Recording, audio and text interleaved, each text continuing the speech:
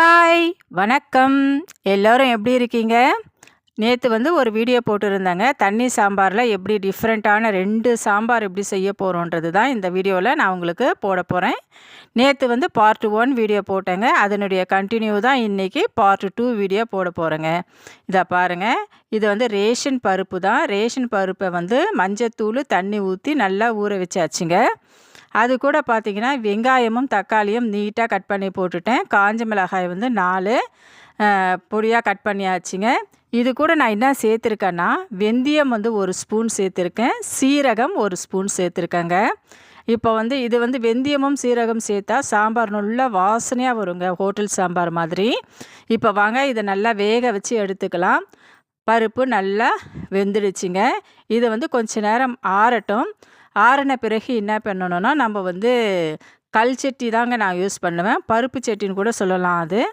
அந்த பருப்பு சட்டிக்கு இதை வந்து மாற்றிக்கலாம். நீங்கள் மிக்சியில் வந்து பண்ணுறதா இருந்தால் லைட்டாக வந்து அரைச்சி எடுத்துக்கோங்க. இல்லைன்னா ரொம்ப அரைச்சிங்கன்னா குழன்னு ஆகிடும். இப்போ வாங்க இதை நல்லா வந்து கடைஞ்சி நம்ம எடுத்துக்கலாம். இந்த பருப்பு நல்லா கடைஞ்சி எடுத்தாச்சு. பாருங்கள் எவ்வளோ சூப்பராக வந்திருக்கு. கடைஞ்சி எடுத்தாச்சு. இப்போ வந்து இது கூட வந்து நம்ம என்ன சேர்க்க போகிறோன்னா, வாங்க கொஞ்சமாக கல் உப்பு இருக்குது இல்லைங்களா, கல் உப்பை கொஞ்சமாக வந்து இந்த பருப்பு கூட சேர்த்துக்கலாம். அது கூட வந்து பார்த்திங்கன்னா கொஞ்சமாக மிளகாய் தூளும் சேர்க்க போகிறேங்க. ஏன்னா காஞ்ச மிளகாய் வந்து 4 போட்டு இருக்கிறதுனால காரம் ஏற்கனவே இருக்கும். அதனால் தேவையான அளவு நீங்கள் வந்து காரம் அதிகமாக சாப்பிட்டிங்கன்னா காரம் போட்டுக்கோங்க. காரம் கம்மியாக சேர்த்தா தேவையான அளவு மிளகாய் தூளை நம்ம சேர்த்து நல்லா கிளறி விட்டுக்கலாங்க. பாருங்கள், இந்த பருப்பு வந்து ரேஷன் பருப்பு மாதிரி இருக்குங்களா? இல்லை, நம்ம கடையில் வாங்கின பருப்பில் வச்சா கூட இந்த சாம்பார் வந்து அவ்வளோ டேஸ்ட்டாக வராதுங்க. ரேஷன் பருப்பில் தான் நான் வச்சுருக்கேன். அவ்வளோ டேஸ்ட்டாக வந்திருக்கு. இந்த சைடு பார்த்தீங்கன்னா ஸ்டவ்வில் வந்து ஒரு பாத்திரத்தை வச்சாச்சு. அதில் தேவையான அளவு எண்ணெயை ஊற்றிட்டேங்க. எண்ணெய் நல்லா காஞ்சிடுச்சு. இதில் வந்து கடுகு போட்டுக்கலாம். அடுத்தது காஞ்ச மிளகாய் 2 3 வந்து நல்லா கட் பண்ணி போட்டுக்கலாங்க. கடுகு நல்லா வெடிஞ்சிடுச்சு. இப்போது காஞ்ச மிளகாய் வந்து தேவையான அளவு நீங்கள் சேர்த்துக்கலாம்.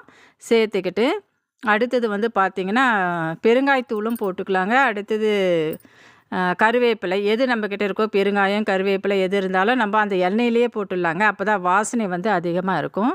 இப்போ நம்ம கடைஞ்சி வச்சுருக்கிற அந்த பருப்பு இல்லைங்களா, அதில் தேவையான அளவு தண்ணி ஊற்றியாச்சு. தண்ணி ஊற்றி இதோ பாருங்கள், அந்த தாளிப்புக்குள்ளே நம்ம ஊற்றிக்கிடலாம்.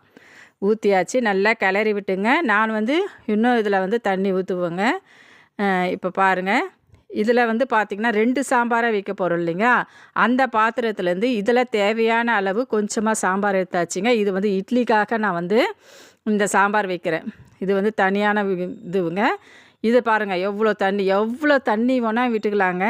பாருங்கள், நான் வந்து அதிகமான தண்ணி தான் விடுறேன். இது வந்து இட்லிக்காக நான் வச்சுருக்குது. நான் என்ன ஒரு பொருள் வந்து சேர்க்க போகிறேன்றதை உங்களுக்கு அடுத்த வீடியோவில் வந்து சொல்கிறேங்க. அவ்வளோ சூப்பராக இருக்கும் பாருங்கள். அந்த பொருளை வந்து நான் பார்ட் 3 வீடியோவில் தான் சொல்லுவேன். நீங்கள் தொடர்ந்து கண்டினியூஸாக பாருங்கள். இது இட்லி சாம்பாருக்கான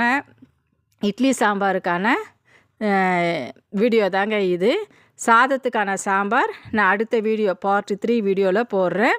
இதை பாருங்கள், இதை சாப்பிட்டிங்கன்னா அவ்வளோ டேஸ்ட்டாக இருக்கும், டிஃப்ரெண்ட்டாக இருக்கும். இந்த வீடியோ பிடிச்சிருந்தால் லைக் பண்ணுங்கள், ஷேர் பண்ணுங்கள், கமெண்ட் பண்ணுங்கள். பாய்.